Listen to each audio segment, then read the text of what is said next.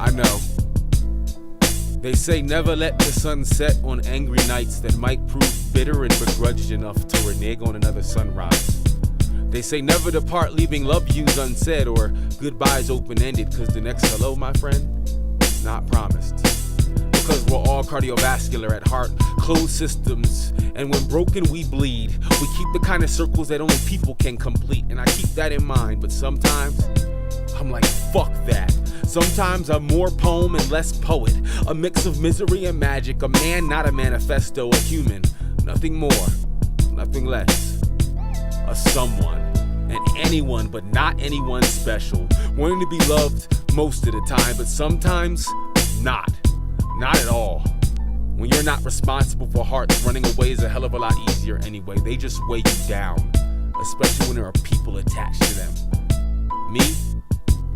More texture than text, more reader than read, more the process of becoming one than being one. It's when I won't say it, when I save false congenialities for Facebooks that illiterate anger cannot read. That's for poet PR, slinging chapbooks and CDs, but not for real relationships and real poetry. I remain exhausted, unlike the endless possibilities once we get past this pageant of one's character. Joyride my dimensions, cast your carcass upon a heap of crash dummies collected in my chest. I keep their stories inside my unarticulated niceties, hidden in the fury I take with me out the door, back to the battlefield from which they came, keeping home's sanity. Certainly not sanctuary, because my courtesy is a casualty. Me? Not even a tiny bit remorseful. Fate doesn't like the poetry written about her, but should she hear this and decide to make a lesson out of me, she'll fail. Because I left a trail of love poems behind, to the ones I've been mad enough to withhold goodbyes, and there will be no questions as to why. Was he unhappy? Why did he do it? We had no idea. They'll know me better than that. They'll know how to read me and follow lines of where to find me on the other side, and they'll be glad. I left them more than precepts, parables, and pretend. More than politeness, political correctness, and practice. I left them passion, right or wrong, good and bad. I left them plans, prayers, and paragraphs. I left me in codes of prose, not half hugs, fake smiles, and wave hands.